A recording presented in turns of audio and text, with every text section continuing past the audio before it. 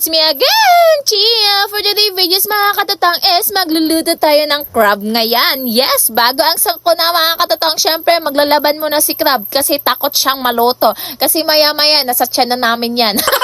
At syempre, kukunin namin yung kagat para di ka makagat. Syempre, mindset ba? Mindset! Syempre, kukunin talaga namin yan kasi naglalaban talaga siya mga katatong. Oo, lahat patay. Siya lang talaga mag-isa yung naglalaban. O, diba? Syempre, pinakita ko na yung sibuyas, bawang at saka sili na pangdagdag almoranas. Walang ganas. Story time tayo ngayon mga katotong. Kasi dati, alam mo ba, nakahuli yung tatay ko ng alimango na 2 to 3 kilos. Tapos sabi niya sa amin, itinda nyo to. E di kami naman ni nanay, masunurin, syempre tininda namin. Alam nyo ba mga katotong, yung nanay ko, pag kayo talaga magkasama nun, hindi talaga kayo mawawala ng topic.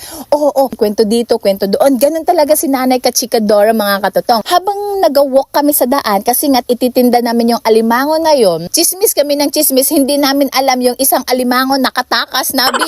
Oo.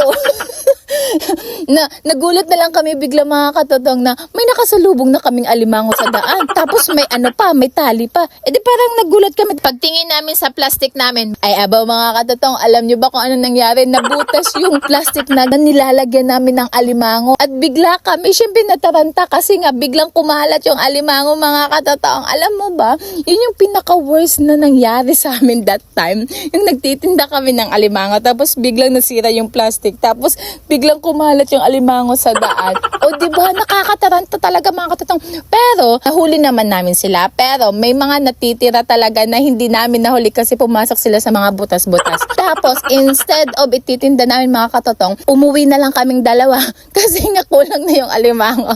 Di namin alam kung ano yung gagawin namin that time. Alam nyo yun, nakakatawa. Wala lang, naalala ko lang. Bakit ba, diba? Gusto ko lang talaga i-share kasi nga yung tatay ko, ang galing niya talaga manghuli ng mga alimango. Oo, kaya nakakain talaga namin yung alimango na yan na free. At syempre, naglagay na rin kami ng sibuyas, bawang at saka luya. Yes mga katotong. At di ko alam mga katotong kung anong meron sa dahon na to. Ang bango talaga as in. Sinet aside po muna namin yung dahon mga katotong kasi medyo malutong na siya. At nilagyan po namin ng sili para madagdagan yung almoranas.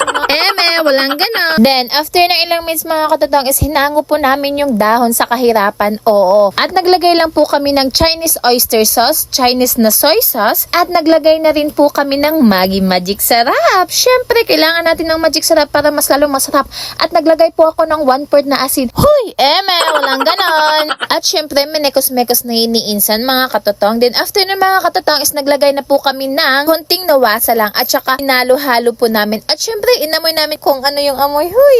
Lang. So, as in mga katotong, ang bango niya talaga. Super. Di ko alam kung anong meron sa Chinese ingredients na yan, but ang bango talaga. So, after nun mga katotong is nalagay na po namin yung crab. At syempre, nilagay na rin namin yung pinirito namin kaninang taba ng crab.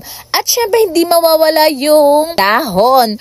Oo mga katotong, di ko alam talaga kung anong meron sa dahon na to, but sobrang bango niya. Super. Kasi nga, amoy pa lang talaga mga katotong, as in matatakam ka na talaga. Oo, di ko talaga ma-explain kung anong meron talaga to. As in, sobra talaga. So, after nun mga katotong is naglagay na kami ng sunmig light. Diba? Sunmig light, baka naman. At saka, of course, nagdagdag kami ng konting nawasa. Then, after nun mga katotong, syempre, menekos-mekos na yan iinsa. At naglagay uli kami ng sibuyas, bawang at saka luya. Syempre, yung sakto lang mga katotong. Diba mga katotong, instead of butter yung gagamitin namin, iba yung ginamit namin mga katotong. Iba talaga magluto yung mga Chinese mga katotong. Ay, lang. Then, after nun mga katotong is inintay lang namin kumibot-kibot yung mga liquid ingredients na nilagay namin. At syempre mga katotong, hindi lang basta kibot-kibot ha. Syempre, aantayin talaga namin na ma-absorb ng crab yung nilagay namin na mga liquid. Para lumabas talaga yung aroma niya ba? Yung takam ka ba? Huy,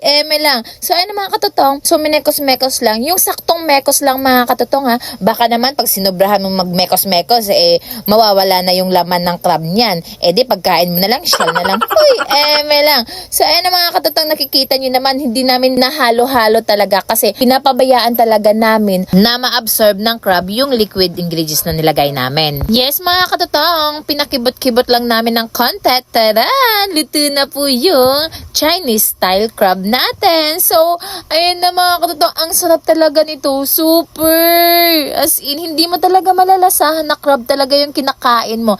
Iba talaga. Iba talaga yung luto na to mga katotong. Kaya kung nakikita nyo yung mga ingredients ko, gayahin nyo na mga katotong. Promise, hindi nyo pagsisihan mga katotong. Super! Mas masarap pa siya sa buttered crab. Promise. So ayun na mga katotong, ready to eat na kami. At pinagsilbihan na nga ako ng friend ko. So ayun na mga katotong, tara, kain tayo! So hanggang dito na lang yung video ko na to mga katotong. I hope may natutunan kayo. Thank you for watching mga katotong. Shing di ba everyone? Bye! Mwah!